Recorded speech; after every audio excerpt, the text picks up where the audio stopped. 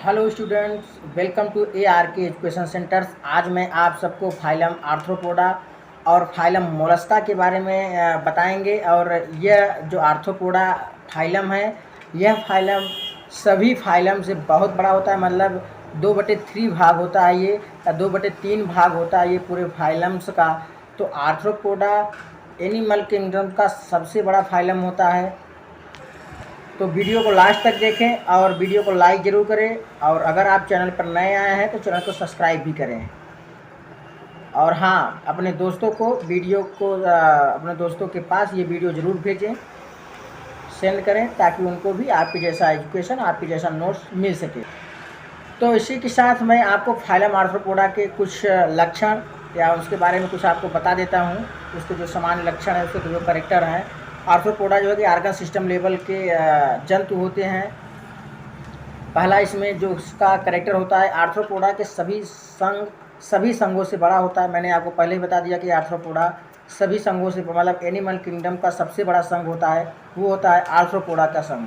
दूसरा, इस संघ के जंतु जल मिट्टी दोनों में पाए जाते हैं। इस संघ के जंतु जो है जलीय होते हैं, मतलब टेरेस्ट्रियल भी होते हैं और एक्वाटिक भी होते हैं। तीसरी, इनकी देहभत्ती त्रिस्तरीय होती है। मतलब इनमें जो जर्म लेयर पाया जाता है वो ट्रिप्लोबास्टिक होती है, मतलब त्रिस्तरीय होती है, जैसे कि एंडोडर्म, मीजोडर्म और एक्टोडर्म। मैंने आपको पहले बता दिया कि एक्टोडर्म बाहरी लेयर होती है, एंडोडर्म आपकी निचली लेयर होती है, मीजोडर्म आपका बीच की लेयर होती है। चौथा, आपका इसकी जो देहभित्ति होती है, जो मतलब जो उसका बाहरी आवरण एपिडर्मिस जो लेयर होता है, उस पर काइटिन का बना एक उपचर्म का आवरण होता है। उपचर्म का आवरण थोड़े से ये चमकते भी रहते हैं। तो इनकी जो देहभित्ति होती है वो काइटिन की बनी होती है। आर्थ्रोपोडा संघ के जंतुओं में जो सर्कुलेशन सिस्टम पाया जाता है, यानी रक्त परिसंचरण तंत्र जो पाया जाता है, वह खुले प्रकार का पाया जाता है, मतलब ओपन सर्कुलरी सिस्टम पाया जाता है। इसमें मैंने आपको एक पहले ही वीडियो में एनिमल किंगडम स्टार्ट करने से पहले ही मैंने बता दिया था कि ओपन सर्कुलरी सिस्टम आपके सिफेलोपोड्स, आर्थ्रोपोड्स एंड कुछ जो है कि आपके एनिलिड्स में भी पाए जाते हैं, लीच को छोड़ करके।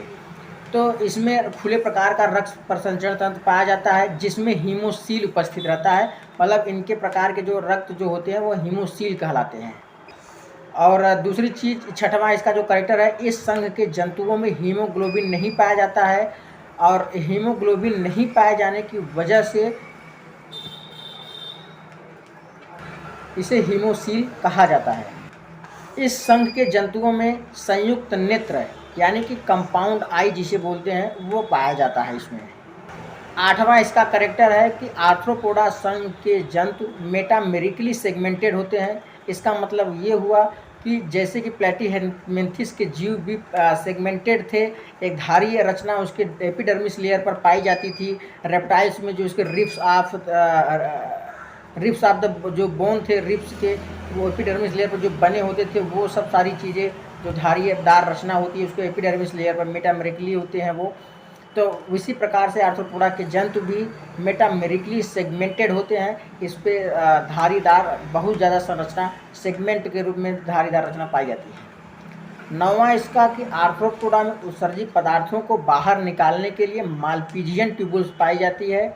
वहीं आपके जो है एनिलिड्स में नेफ्रिडिया का उपयोग होता था और आर्थ्रोपोड्स में मालपीजियन ट्यूबुल्स का उपयोग किया जाता है। तो आप ये सब चीज़ें ज़रूर ध्यान रखें, क्योंकि ये सब बहुत ही महत्वपूर्ण कैरेक्टर होते हैं कि आपके प्लेटीहेल्मिन्थेस में एक्सक्रीटरी ऑर्गन्स क्या हैं, या एनिलिड्स में एक्सक्रीटरी ऑर्गन्स क्या हैं, या मालपीजियन ट्यूबुल्स किस में पाए जाते हैं एक्सक्रीटरी ऑर्गन के रूप में।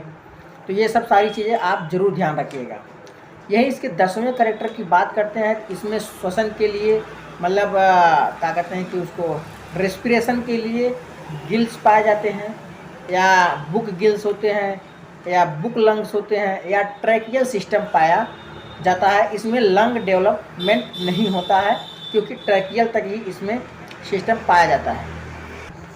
गिल्स जो है कि एक्वाटिक जीवों के लिए पाई जाती है, या जो गिल्स होती है वो केवल एक्वाटिक जीवों में होती है। लंग्स या ट्रैकियल सिस्टम आपके टेरेस्ट्रियल या फिर जो टेरेस्ट्रियल जो मतलब जलीय स्थलीय जीव हैं उनमें पाया जाता है, ट्रैकियल सिस्टम या बुक लंग्स। ग्यारहवीं चीज़, आर्थ्रोपोडा संघ के जंतुओं में जो उनका शरीर होता है वो एक अलग अलग भाग में, जैसे कि हेड में, थोरेक्स में और एब्डोमेन में पता चलता है कि ये हेड है, ये थोरेक्स है, ये आपका एब्डोमेन है, तो इसमें डिवाइड रहता है। और कई जो है कि जो इसके पिछले हम पढ़ कर आए हैं उसमें पता नहीं चल पाता कि हेड कौन सा है आपका, या इसके एब्डोमेन कौन से, इसके थोरेक्स कौन से हैं। ये सब सारी चीज़ें हम आपको लगभग एनिलिडा या आर्थ्रोपोडा से स्टार्ट हो जाता है। इसके 12वें कैरेक्टर की बात करते हैं तो इसमें जो सेंस आर्गन पाया जाता है, और उसमें सेंस आर्गन के रूप में एंटरना, आई तथा स्टेटोसिस्ट पाए जाते हैं। सेंस के रूप में या शिकारियों से बचने के लिए, या किसी भी भोजन पदार्थों को खाने के लिए, या दुश्मनों से बचने के लिए इसमें जो सेंस आर्गन पाए जाते हैं वो एंटरना होते हैं, स्टेटोसिस्ट होते हैं और आइज होते हैं।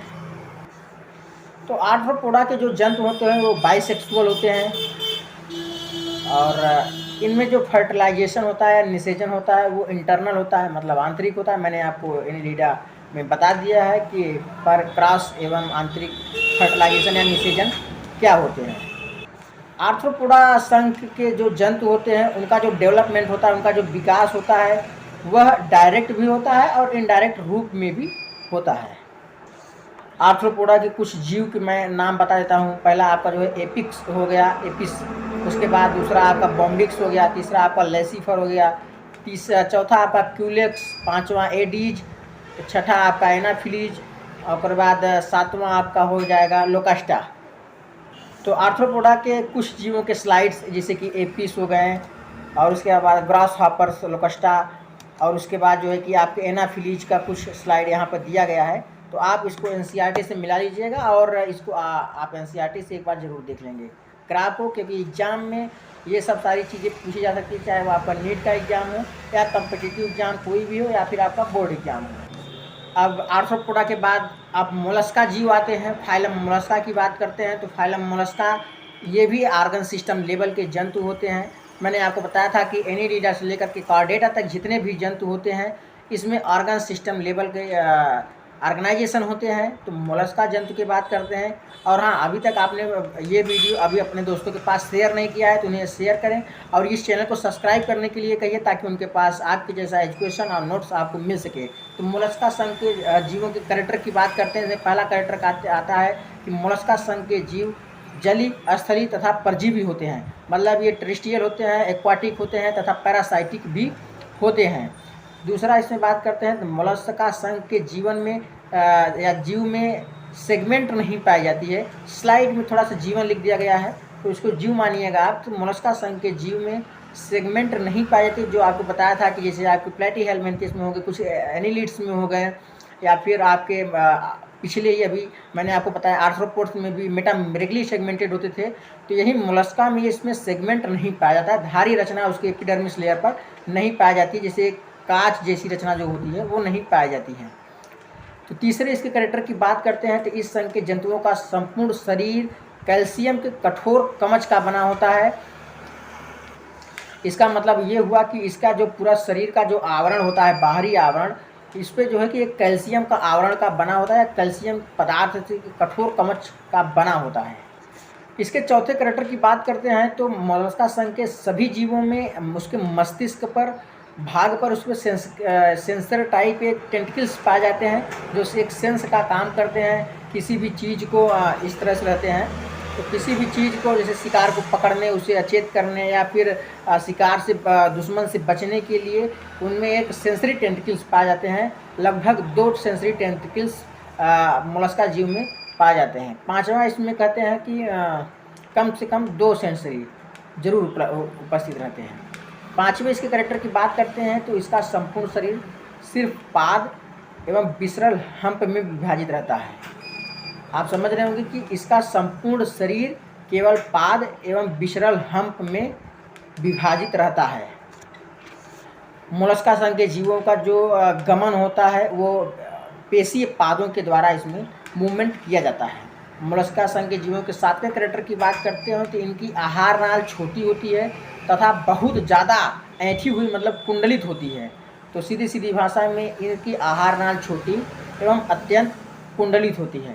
मोलस्का संघ के जीवों की 8वें कैरेक्टर की बात करते हैं तो इसमें श्वसन क्लोम के द्वारा होता है तथा कुछ सदस्यों में फुफ्फुस मतलब कि लंग्स के द्वारा भी किया जाता है।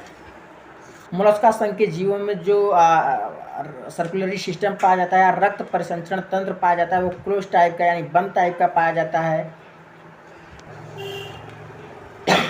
मोलस्का संघ के जीवों में जो रक्त पाया जाता है उसमें हीमोसाइनिन नामक एक वर्णक पाया जाता है, जिसके कारण से इनका रक्त लाल न होकर के नीला हरा हो जाता है। आप किसी भी घोंघा आप देखे होंगे गाँव में, उसको आप फोड़ेंगे तो उसके शरीर से नीला हरा पदार्थ निकलेगा। वो नीला हरा पदार्थ कुछ और नहीं, वो रक्त होता है, क्योंकि इसमें हीमोसाइनिन नामक वर्णक पाया जाता है।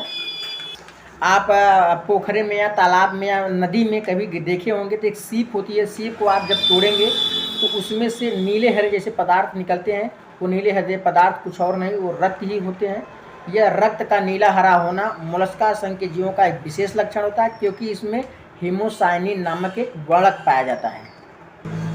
तो मोलस्का संघ के जीवों में उत्सर्जित पदार्थों को बाहर निकालने के लिए, मतलब उत्सर्जित अंग का जो कार्य करते हैं वो किडनी करते हैं, या फिर मेटानेफ्रिडिया द्वारा उत्सर्जित अंग को या उत्सर्जित पदार्थों को बाहर निकाला जाता है शरीर के द्वारा।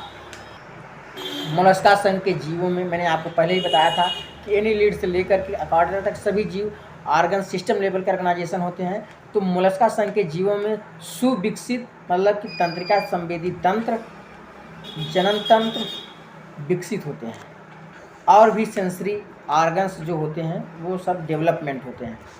तो इसके मैं कुछ उदाहरण आपको बता देता हूँ। पहला आपका जो है कि पाइला, घोंघा जिसे बोला जाता है, उसके बाद पिंटेडा, उसके बाद फिर सीपिया की बात करते हैं, जैसे सितुही गाँव में बोलते हैं। तो मोलस्का संघ के कुछ जीवों के यहाँ पे स्लाइड आपको दिए गए हैं, तो आप स्लाइड यहाँ पे देख लीजिए और एनसीईआरटी से इस डायग्राम को मिलान कर लीजिएगा। आपके एनसीईआरटी बुक में कौन सी डायग्राम दिया गया है तो उसको ज़रूर देख लें, क्योंकि डायग्राम नीट के एग्ज़ाम के लिए बहुत ज़रूरी होता है, क्योंकि नीट के क्वेश्चन लगभग डायग्राम से ही पूछे जाते हैं या उसके उदाहरण से ही पूछे जाते हैं। एग्जाम्पल और डायग्राम बहुत अच्छे से याद कर लीजिए, और इसके जो भी थ्योरेटिकल हैं वो आप ज़रूर देख लीजिएगा ये वीडियो। और आप में कुछ गलतियाँ या त्रुटि हुई हो तो आप नहीं समझ पा रहे हो तो आप मेरे टेलीग्राम चैनल पर जा कर के वहाँ से पूछ लीजिएगा।